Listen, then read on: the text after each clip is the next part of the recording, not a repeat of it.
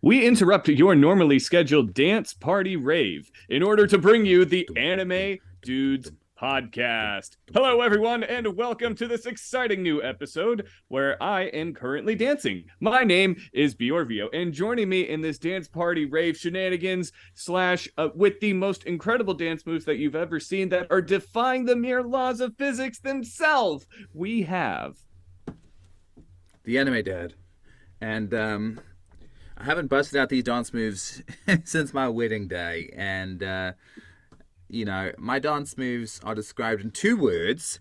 They are unusual and freaky. And I haven't heard anyone describe them any other words other than that. And it's what's your go-to dance move, Bjorvio, on the dance floor? Do you have a go-to dance move? So I like to call it the shake weight. It's where where you got your arms like about like your head level, and then you raise them up, and then you bring them down like that. Mm-hmm. Kind of like it reminds me, and I only call it that because back when the shake weight was like a real like popular thing, I always felt like they did that with the shake weight, and I'm like, man, I do that, but without the shake weight. So when you think about it, I'm working out, but I'm saving money because I'm not spending all my money on this horribly designed workout gear. That's amazing. That's amazing. We should get Shakeway to sponsor us as well for the podcast. That might not be a bad idea. We can get a couple of sponsors, and then just while we do the podcast, we just do shake weights at the same time. And by the end of it, we'll be wearing tank tops, and our muscles will be too big. We need to get like fish eye lens cameras to incorporate our biceps. Not to mention, we will automatically sound like every character Christopher Sabat has ever played. Yes, we will. Sorry, you do it better than me. Go for it, Bjorvio. Oh, yes, look at the shake weight and this Joffrey's coffee is the best combination in the entire world. All right. Well, like we've been doing the past few episodes, let's get in some random questions, some improv made up questions that we haven't thought about until now. So I will start. Bjorvio, if your name was Bakugo in the real world, would it change your personality much? Oh yeah. Oh yeah. I mean, with a name like that, how could it not? If you had wings but couldn't fly, would you eat at KFC ever again? Yeah, yeah. The mashed potato chicken bowls, they're good. Also, here at one point they had these Nashville hot chicken slider things with pickles on them, and oh, Mm. mm, it was Mm. finger licking good. And final question. If your face was a sun, our sun in the solar system, and every morning you woke up and I woke up and I just saw your face rising over the horizon beautifully in the distance, what noise would you make as you rise up and welcome on a new day? I would go with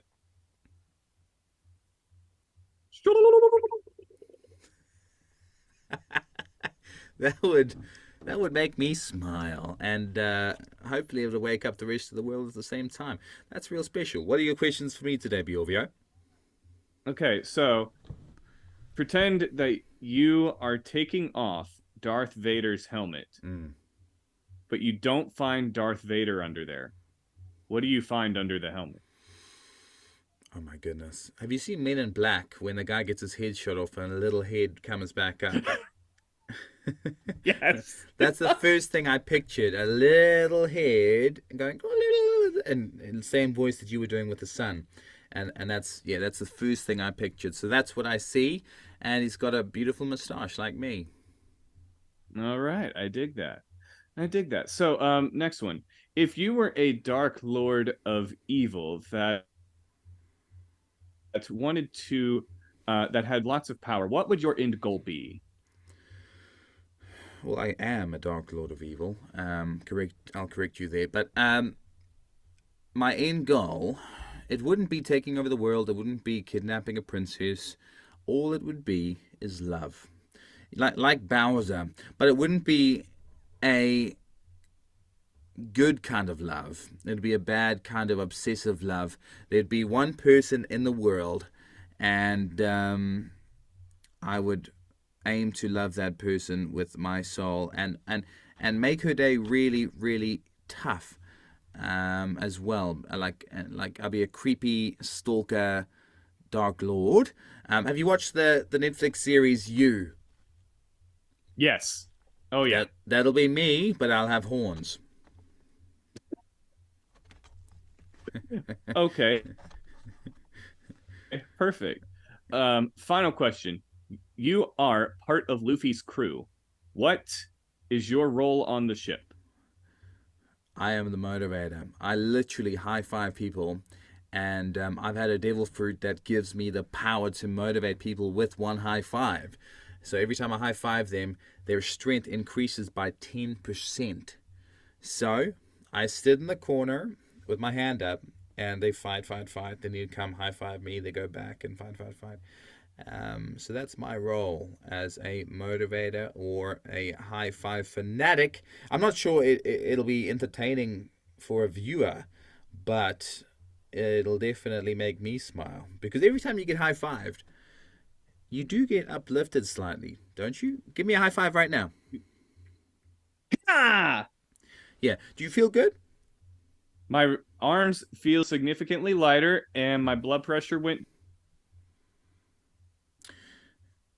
down. My heart rate went down a little bit, Yeah. and my taxes have been filed, and now I know where to find the One Piece. So that was just one high five. You really are good, man. I try, but who needs a shake weight when you've got my high fives? I'm pretty darn good. I mean, I've got one more question for you. You wake up in the hospital. This is relating to our episode today. You wake up in a hospital, and you've got Endeavor next to you, crying like a little baby girl. What's your first thought? I hit the panic button. You think you're in All right, well heaven, that or? well it not if it's Endeavor. Which reminds me, I have a question for you about something that we're gonna do today.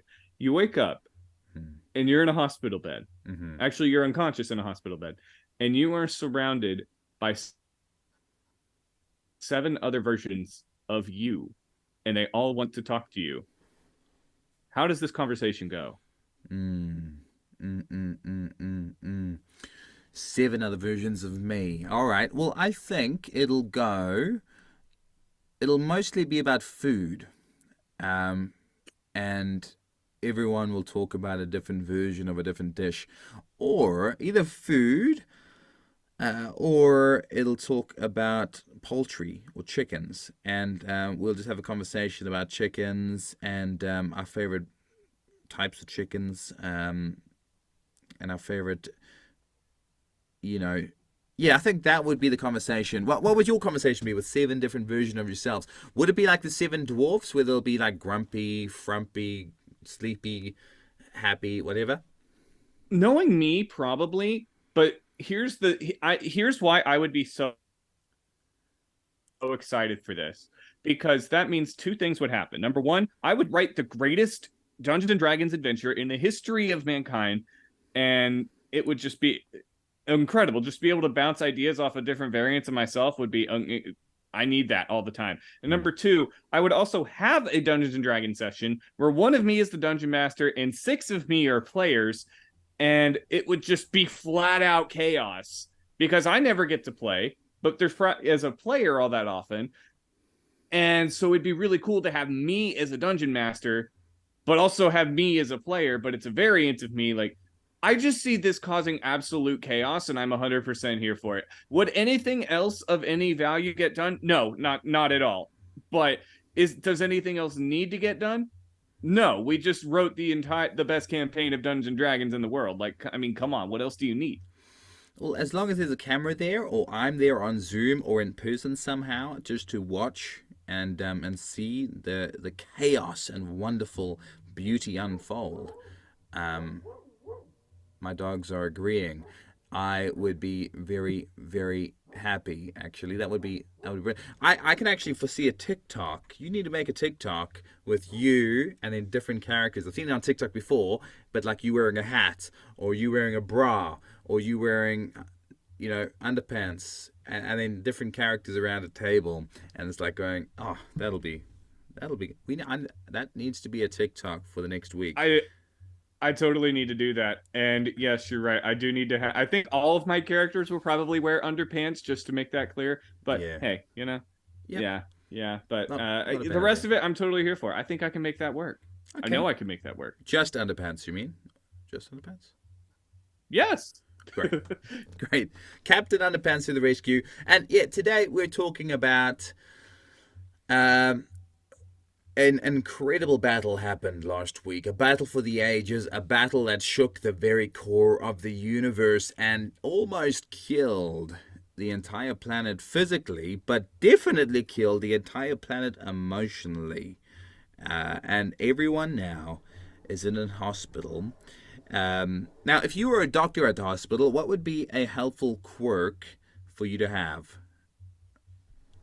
I'm gonna avoid the obvious answer of healing and say that it would be the ability to put people to sleep without anesthesia.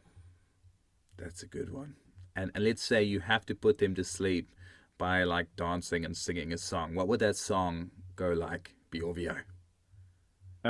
Something along the lines of "Go to sleep, go to sleep, go to sleep, go to sleep, go to sleep, go to sleep, go to sleep right now, go to sleep right now. Got to put your head on the Mm, bed and mm, sleep, yo mm, yo. that would be Riley, wake very up." that would be very entertaining. Actually, I'd see that.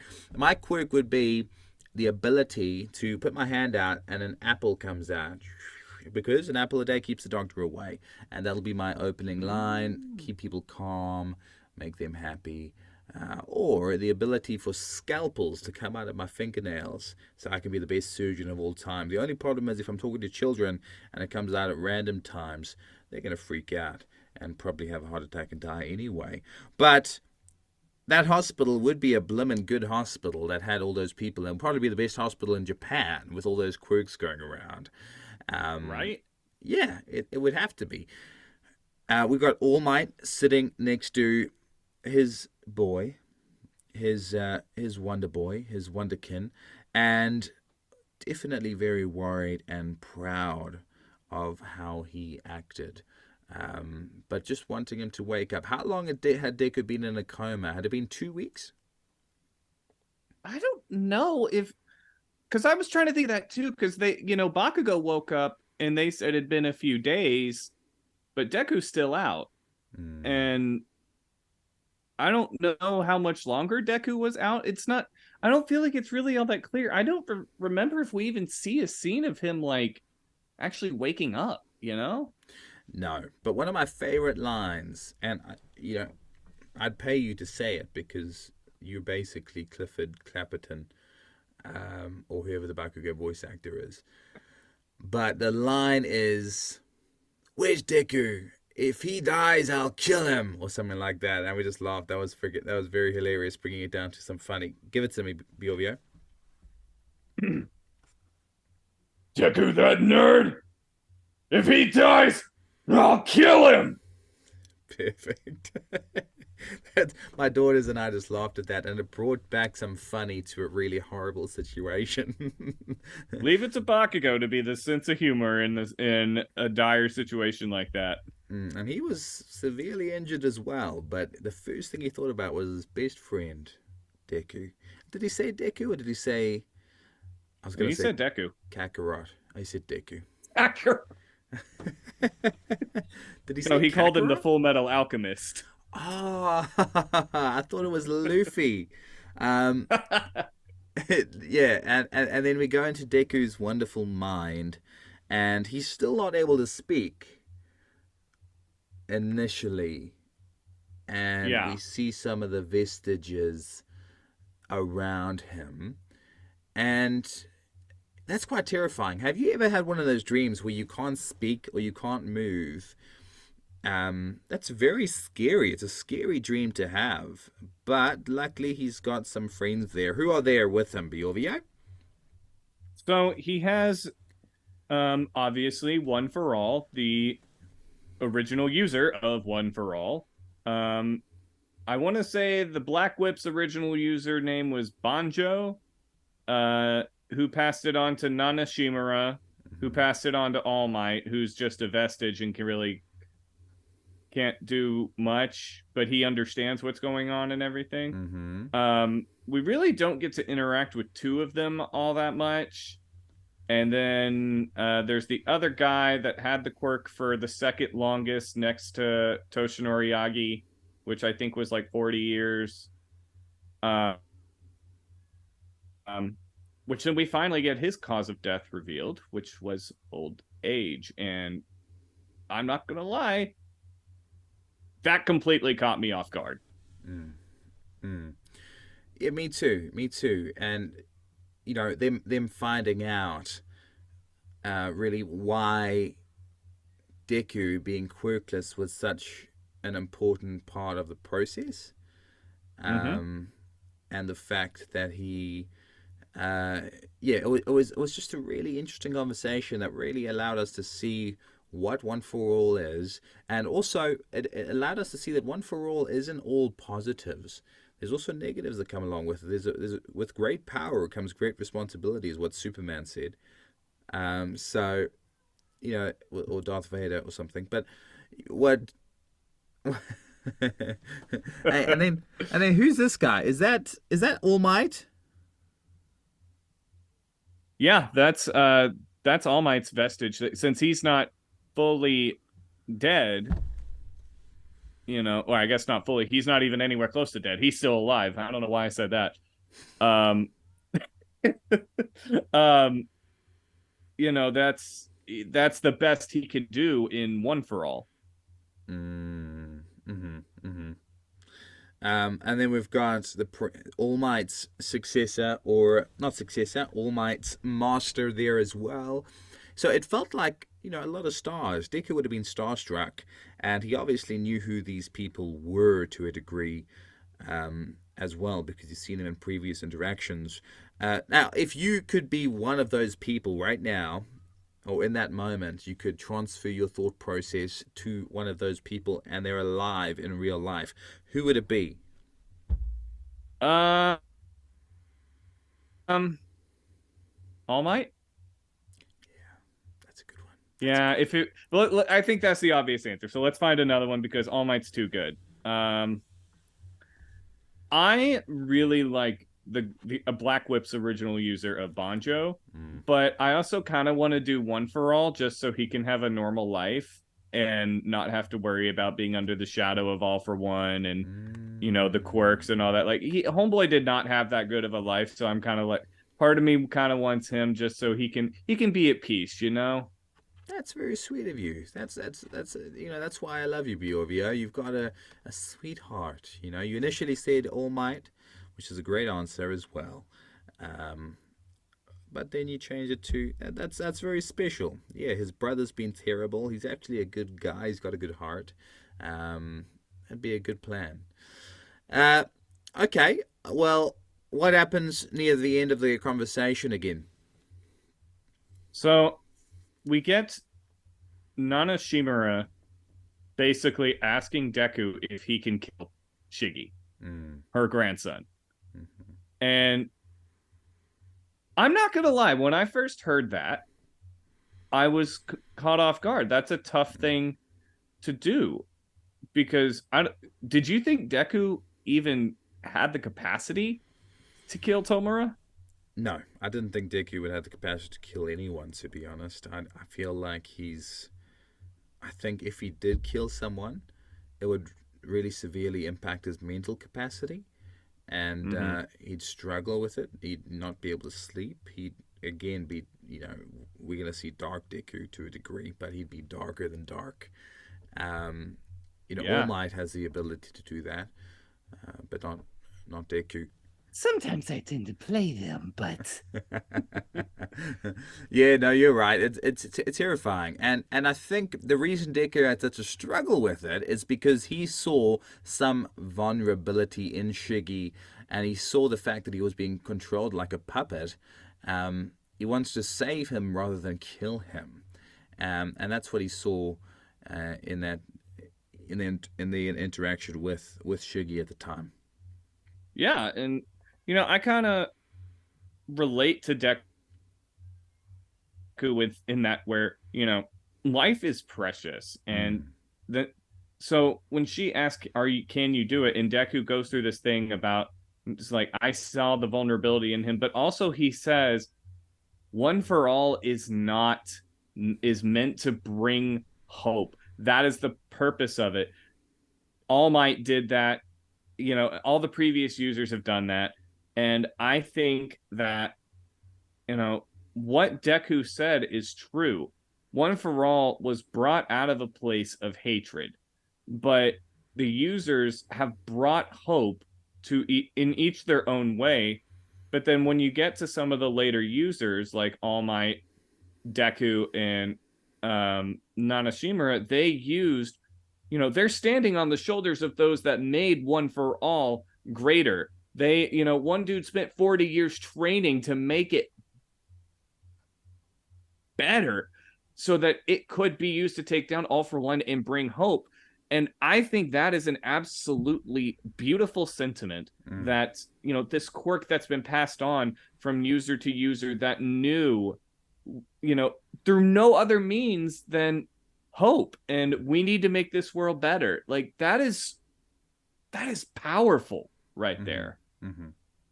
Very, very well said. Very well said. I got goosebumps when you were saying that. That was well said, and yeah, yeah, very good, very good. That's actually a good spot to potentially end the episode and move on to a couple of improv scenes if you're happy with that, Bjorvio. I'm always happy with some improv. Like I said, Dungeons and Dragons earlier. It's one of my favorite things to do. Playing D&D with myself, like 7 different versions of me, would be a very, very role play heavy session. I always enjoy it. I'm the dungeon master right now. Okay, I'm the dungeon master.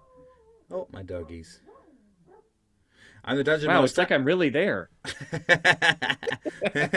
There are dogs in the distance. They're wolves. No, and you are 3 people in my Dungeons and Dragons crew. All right, of your choice. All right. You're 3 people, and let's have a little bit of a session. All right. You walk into a tavern, and there are some terrible wolves that have just chased you, as you can hear. And they're still going. They're barking at the door. They want to kill you. They want to eat you. What do you do? I would like to roll in order to try and intimidate the wolves. Hmm. Why in the world are you going to intimidate the wolves? That is stupid. Instead, I am going to use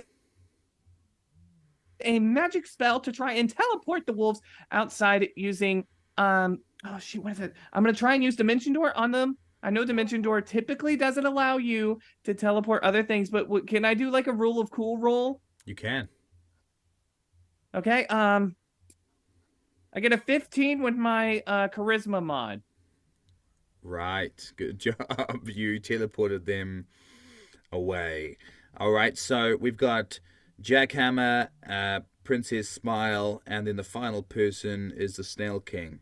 Now, Snail King, what do you want to do? You're in this tavern. Well, that's quite simple. I want to get as drunk as possible. Find me a good maiden and tell her all of my adventuring stories, and then at the end of the night, not pay my tab. Who's going to pick it up? Princess is not going to take it out, or Jackhammer's not going to go for it. Ugh, he does this in like every tavern. You're lucky he didn't burn this one down. So I guess I'll cover it. I have enough gold. Well, you could sell that worthless magic item that you have if you need to. I told you I'm not selling the coin of uh eternal flippery. That just we're not doing that. It's my Okay. I bought it off that goblin fair and square. All right. Well, we need a we're gonna need a perception check very soon because we all gonna. I'm gonna ask you one question. You all have to answer at the same time. Okay. The question is the question is what is your favorite dinosaur? Tyrannosaurus Rex. Hey, look at that. That was really good. Nice job, everyone. Don't get your hopes too high. That's the most common answer that anyone could have done. Well, it doesn't mean it's any less fair. I mean, it's what we all said. Shut up already. Let's listen to the dungeon master. I was wondering how you were going to do that. That was great. That was great. Well done. Well done. See, I would love to be in there. Imagine that's only 3 people. Imagine another 4 people in your crew. That would be a beautiful, D&D campaign.